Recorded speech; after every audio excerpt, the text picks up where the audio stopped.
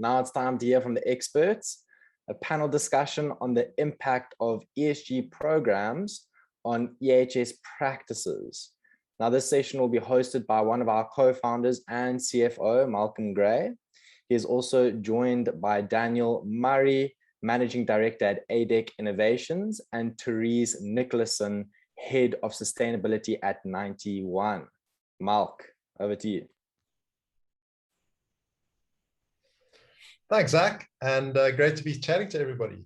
I'm really looking forward to this panel, and I'm very privileged actually to be joined by two of my really good friends, Therese and Dan, and I've had the privilege of working with both of them over a number of years.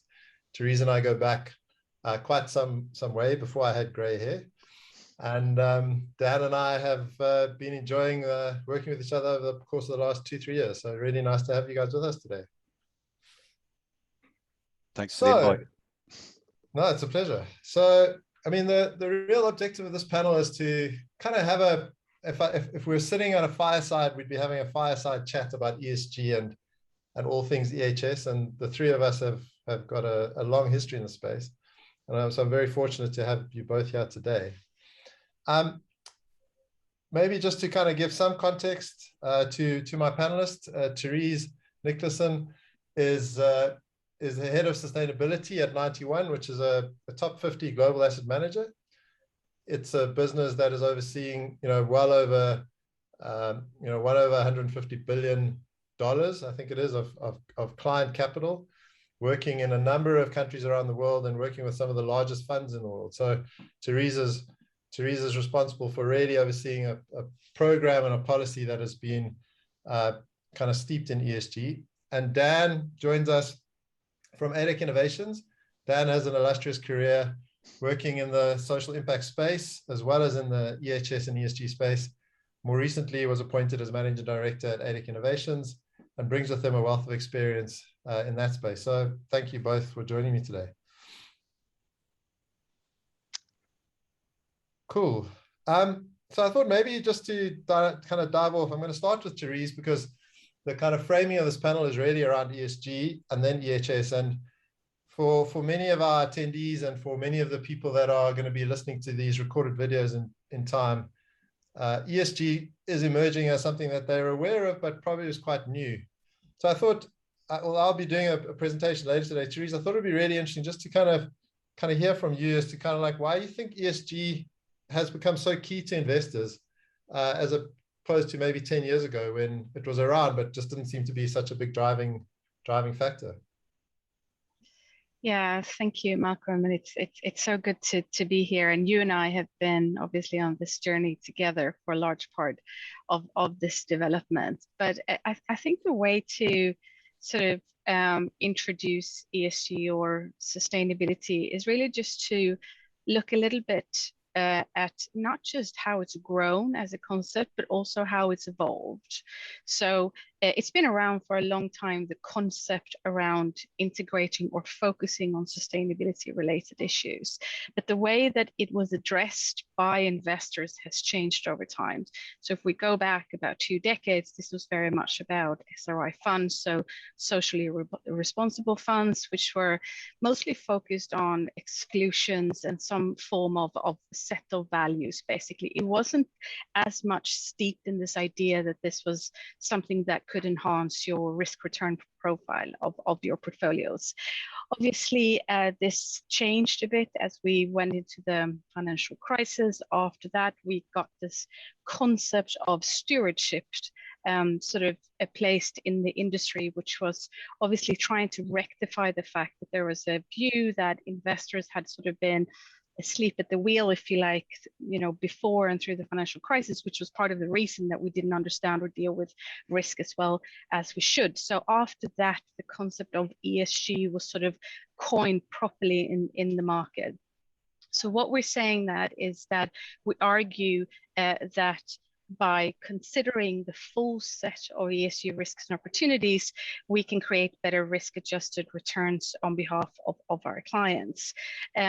Looking at the size of assets that are now invested in the ESG integrated way, it's really quite impressive. I mean, you can measure it in quite different ways. So the numbers do vary a bit, but there are a couple of indicators we could consider. So there's something called the Principles for Responsible Investments, which it was set up to sort of coin the term ESG back in 2006 or so, I think, Malcolm, if I'm not mistaken.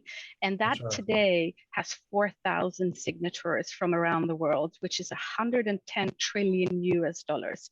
Now, what that means is all of these signatories have committed to integrating ESG issues. I mean, obviously, that doesn't mean that every single product is looking at this in the same way, but it's giving you an indication of the size of this movement. Another figure was given by Bloomberg, which is suggesting, or they think that by 2025, we'll have about a third of global assets under management across asset classes focusing on ESG. And the drivers behind this is a couple. First of all, there's clearly been a set of regulations and expectations in the market in the form of stewardship codes, etc., as I alluded to. The demand from clients has increased as well.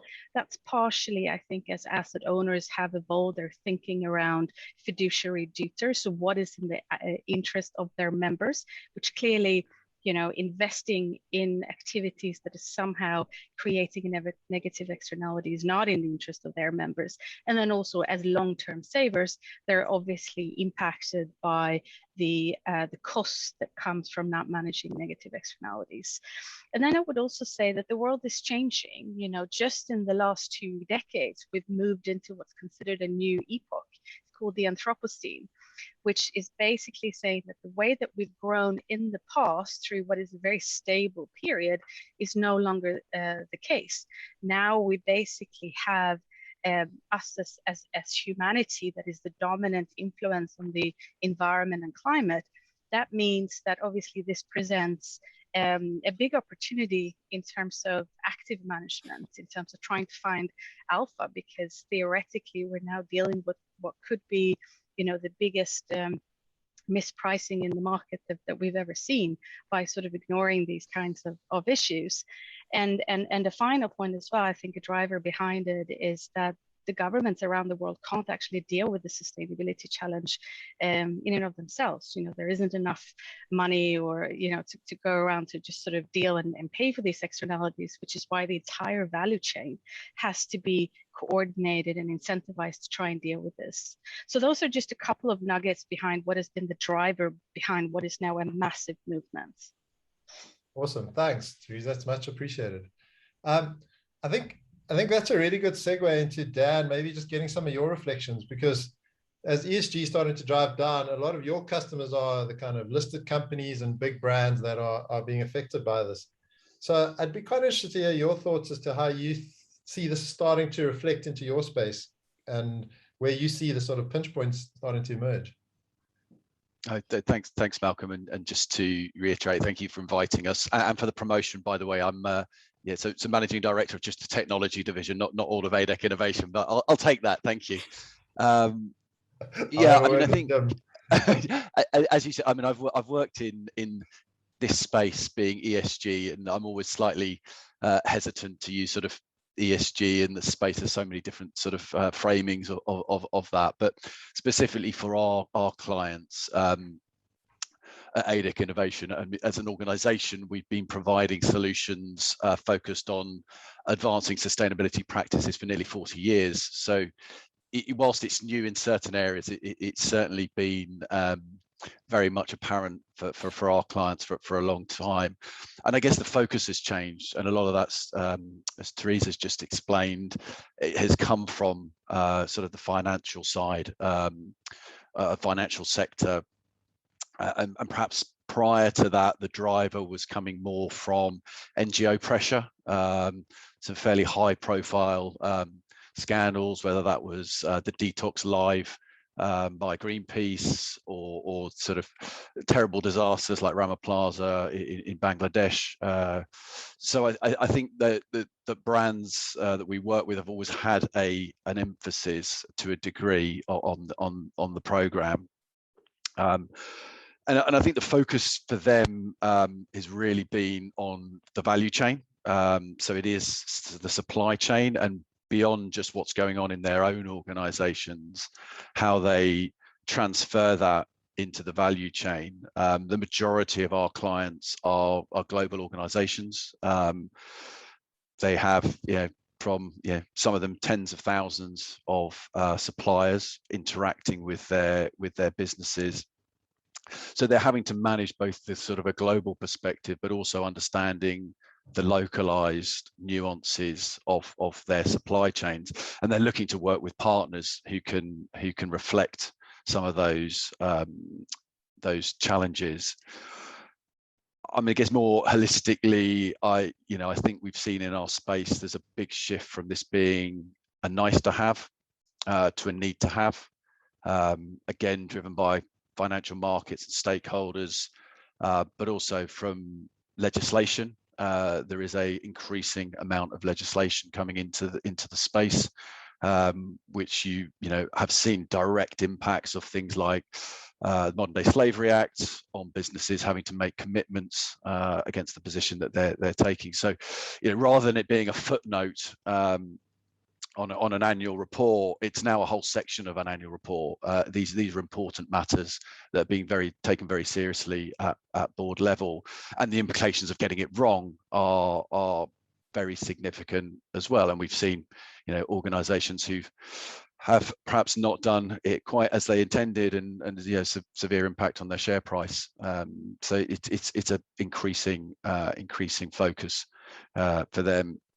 And I think certainly that the forward-thinking clients or sort of organizations who I tend to hopefully think a lot of those are working with us are making sure that they're embedding this practice into their general ways of working.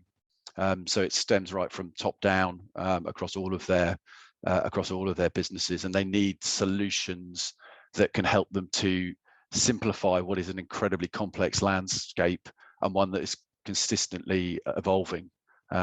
So I think those are certainly some of sort of the insights I would say from the market that we're working in. Awesome. No, thanks, Dan. It's interesting. I think a lot of the people that will be on the calls today and on the call or watching the videos in the future will be coming out of a sort of an EHS practice sort of framework, which in many ways has been around for quite a long time. Therese, I'd be quite interested to, the environment piece seems to map relatively sort of cleanly. The social and the governance pieces don't map as obviously. There are clear overlaps, and we'll speak to that maybe a little bit later as well in the program. But I'd be interested firstly on your reflections in terms of the kind of environmental piece, but also more importantly, I'd be interested to know what your thoughts are around how sort of social and governance factors map to a lot of the metrics that are coming up from a traditional EHS perspective. Because our sort of typical customers are actually, I think they're the generators of the data that allows ESG to be reflected. But I'd be interested in your thoughts. Yeah, no, that's absolutely right. I think it's completely fair to say that issues that fall under the social pillar, the S pillar, has sort of been behind the E pillar for a very long time. Partially, I think that is because it's been easier to put a price on the environmental issues or the externalities that investors have been facing. So for that reason, it's been slightly more quantifiable to sort of deal with from an investment and sort of materiality perspective. Yes, there are certain sectors, and South Africa will be very close to this in terms of the mining activities, and we know what it costs, for example, to have a mine shut down for a certain period of time, rooted in, for example, a social or human capital labor type of issue.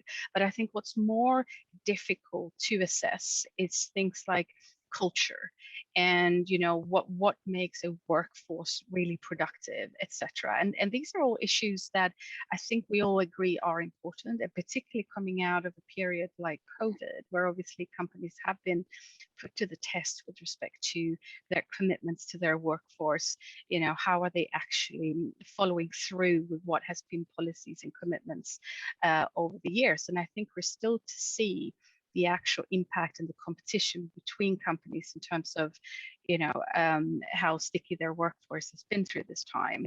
But I think this there's another way to look at it, and it's the way that it's been approached from a regulatory perspective as well. I mean, there's a reason we've started with an environmental taxonomy, for example, in the market, which is it's easier to link a revenue stream to an environmental activity, whereas when we look at this from a social perspective, it's harder to always find a social revenue stream. But it doesn't mean that there isn't social outputs or social measurable social change that you could assess, that you could argue therefore should be considered from a sort of social impact perspective. And I think that's the reason why we're grappling with that taxonomy second-handedly. When it comes to governance, obviously you can look at it through the perspective of pretty traditional corporate governance assessments, but ultimately in terms of board structures and shareholder rights, etc. But ultimately what it all comes down to is that corporate governance is all about leadership and risk management systems. And theoretically, your environmental and your social performance, the way that you manage that, the systems you have in place, all flow from what type of governance that you have in place. And to this space of sustainability and ESG, I think it's increasingly recognized that there is a need, generally speaking, across the market for a new sort of management paradigm for corporate leaders to try and, to ensure that basically these considerations, including the complex relationship with social aspects, is embedded not just in operations, but also strategy of companies. Yeah, no, I think that's a really good point. I think what we're seeing a lot of is that, in 2021, we've got increasing availability of data, we've got increasing availability of information, and maybe in some cases almost too much, but it's how that kind of gets pulled into an organization so that strategic decisions can be made, but also so that transparency can be created in terms of how external stakeholders can perceive things. So it's trying to map these things, and a lot of the data in reality is coming out of the functions that are traditionally sitting within the sort of EHS space. So in a weird way, I sort of think for many, many years, EHS professionals were kind of not really loved enough. And we're now starting to see the core value that these people are sort of bringing into an organization that actually in many ways speaks into both the risk paradigm, but also the opportunity paradigm that are so important for companies as they reflect outwards. Dan, I know that within the space that you guys operate, particularly within the clean chain framework, there's a very strong environmental component with the chemicals module. I'd be interested to hear your thoughts around how that becomes such a critical component, but I'm also quite interested to hear maybe a little bit about your reflections from your previous kind of careers in the social space, and how you think social starts to feed up into this sort of ESG framework from where, the way it was historically looked at through the old NGO lens, I guess, to some extent.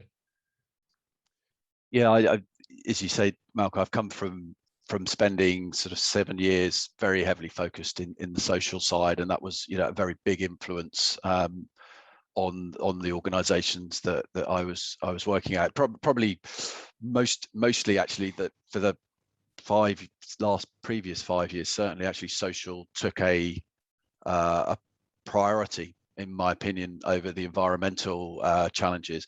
And I think goes back to something I said earlier. I think that was very much driven by the need to meet certain legislatively pushed.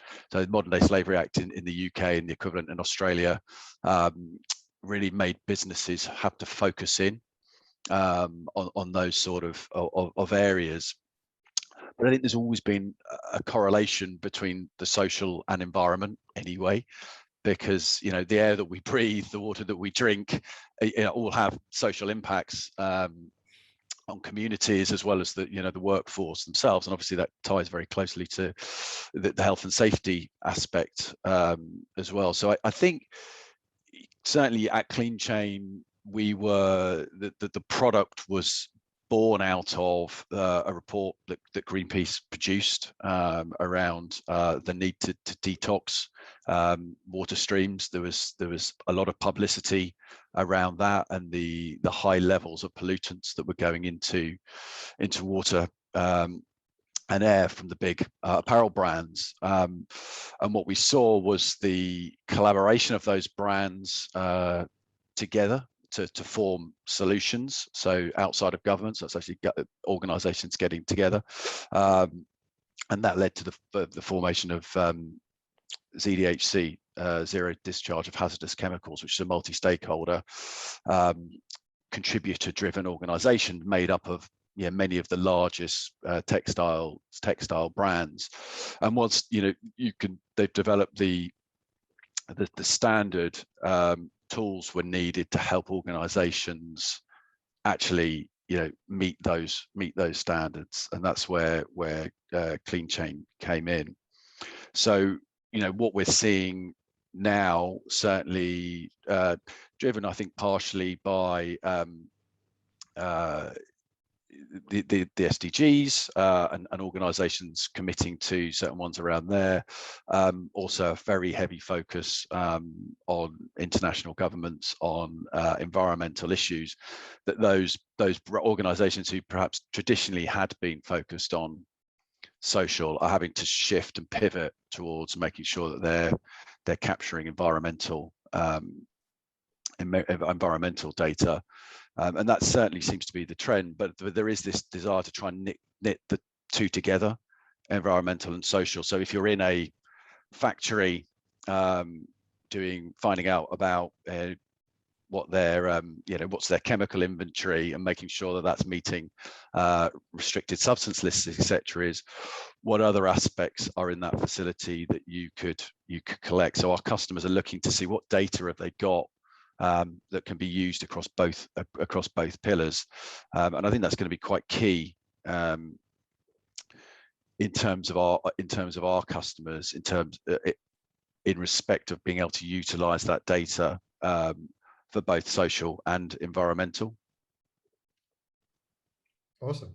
Yeah, that's really insightful. I think we often try and silo things, and so we think of environment and health and safety and governance in all these separate buckets, but the reality is they're all interconnected. And I think your point about social and environmental is very, very, very true, both from a community impact perspective and a workforce. But Therese's point around culture is that if you have the right culture in an organization, the right awareness, you probably behave in a different way, which means that you limit both your social and your environmental risks as well.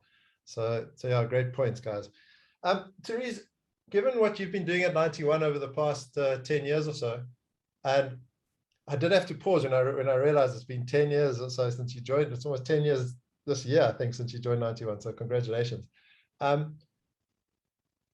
If you think about it through the lens of the things that would be important to this audience, what do you think are the kind of like key issues that EHS professionals should be thinking about in this new ESG dominated paradigm that we're now moving into, in terms of how they can maybe emphasize on certain things or elevate certain bits of what they're doing into the organization, which will help their companies and their kind of leadership reflect better in terms of ESG?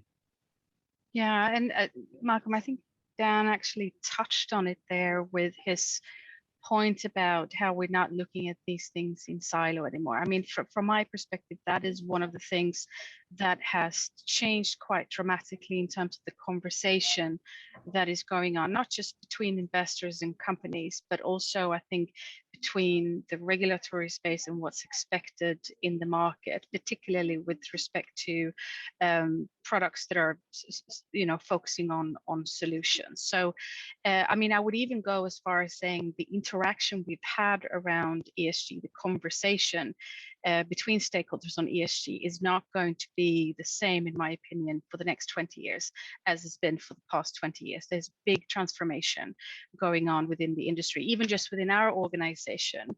Malcolm, you remember we were set up as an ESG team, and we don't have that anymore. Conceptually, ESG is what the investment teams do, and instead we have, the concept of sustainability as an ecosystem that you think about. So, I mean, there are a couple of things that I would say is kind of on the horizon. Obviously, we're going through the eye of the storm with respect to climate change at the moment. That will continue, I think, to occupy at least investors' attention for a good sort of year or two again, before we get sort of on top of what it means to go net zero.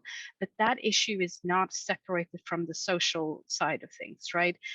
So the just transition aspect is obviously a really good example around how we can't just deal with one sort of environmental issue without also thinking, how that sort of impacts communities and people.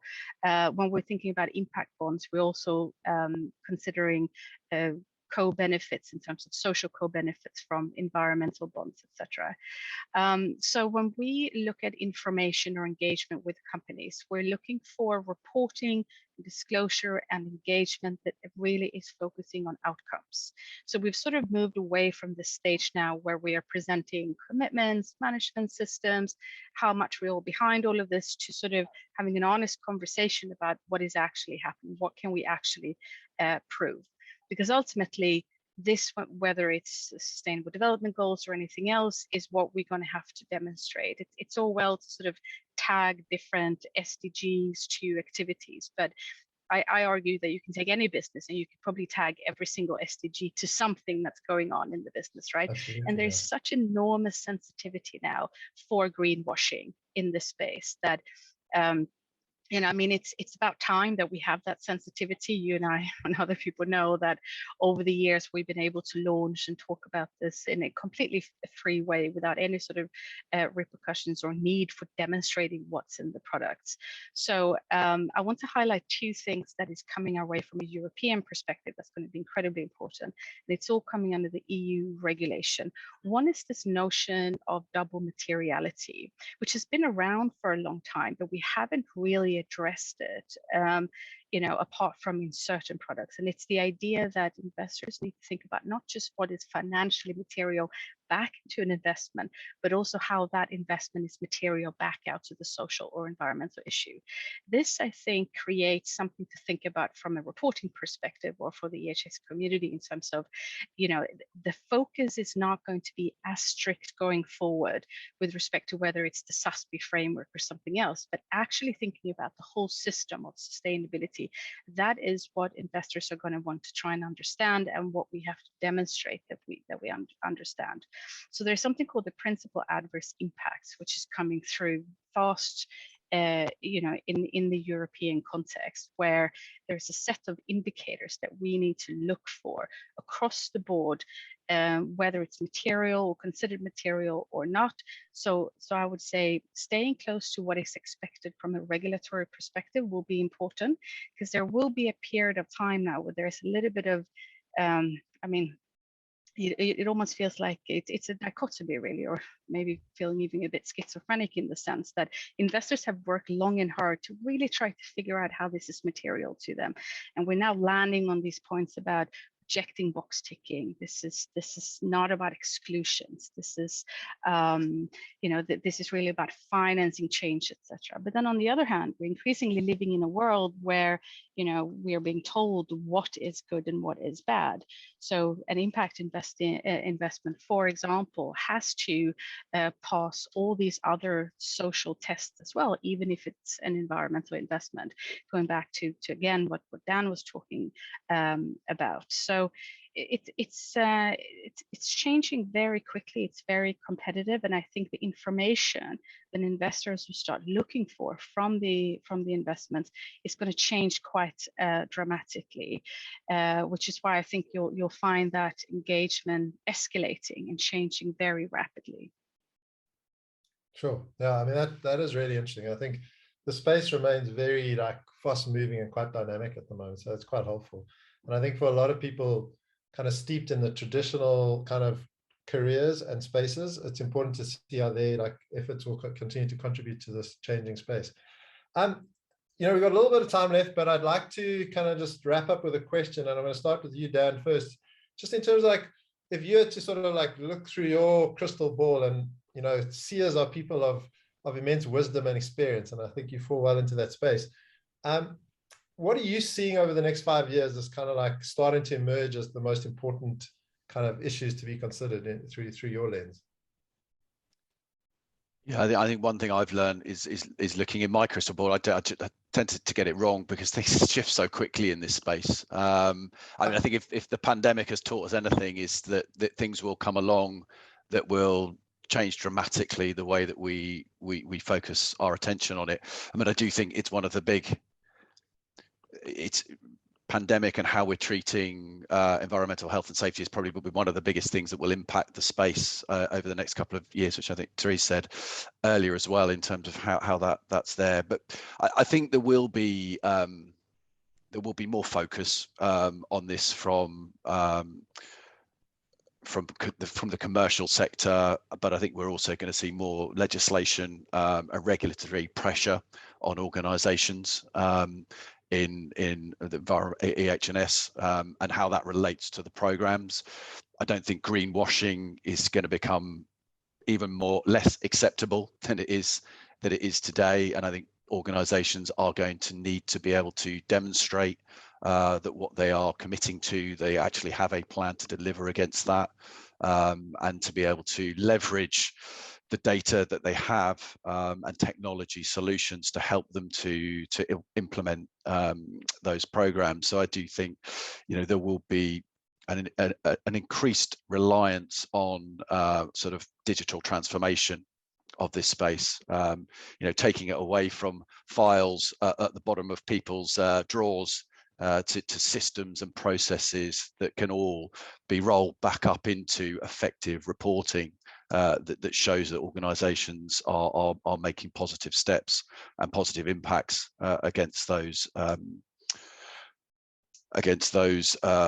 targets that they have set themselves or are being set by legislation. I think in terms of the broader environmental buckets, I agree with Therese. I think air emissions regulations, greenhouse gas is going to be a major focus with a lot of organisations committing now to science-based targets. We're certainly seeing a lot more of that being publicly reported, and I think that will increase. I think we're going to see consolidation in supply chains, but the complexity of supply chains isn't going to go away. So again, more transparency and the ability to transfer risk and work with supply chains collaboratively on shared initiatives rather than it being very top down driven. I think it's got to be from both brands and organizations, but also be supplier facility led in that respect. So I think we'll again looking to see how the space can evolve to drive a genuine business case to reducing environmental impact within the supply chain that actually can demonstrate a value to the supply chain themselves rather than simply ticking a box on their customers' spreadsheet.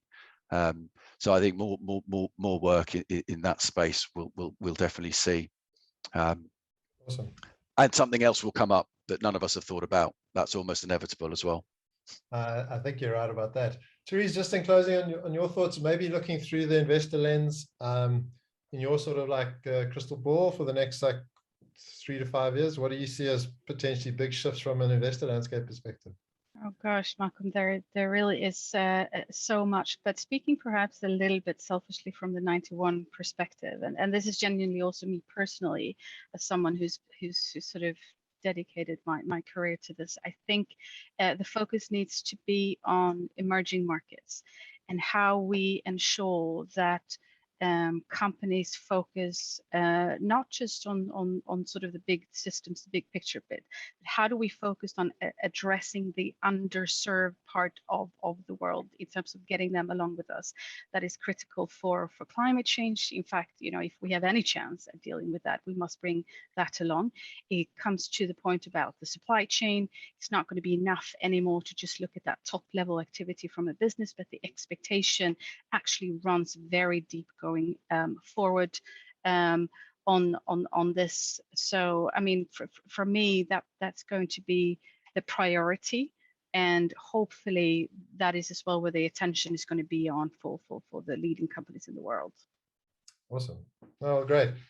Guys, as I said to you when we were preparing for this, we would probably like have more than enough to fill half an hour. We could probably fill an hour, add a glass of red wine, and we could make it even longer.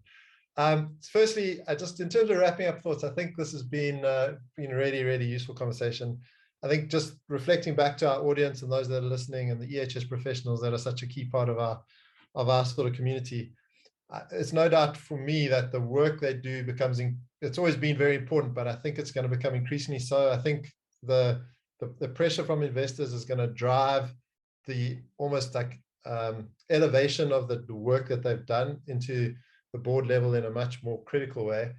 I also do think, Dan, the point you picked up there about digitization is a key and critical issue. I think that the proliferation of data and the ongoing increase in regulatory pressure that Therese, you and Dan have both identified, I think is going to require increasing amounts of digitization and the use of technology, which I think is going to actually empower many of these professionals to actually spend more time on the stuff that matters, and hopefully less time, you know, working through spreadsheets and capturing data manually. So it's really, really encouraging to hear.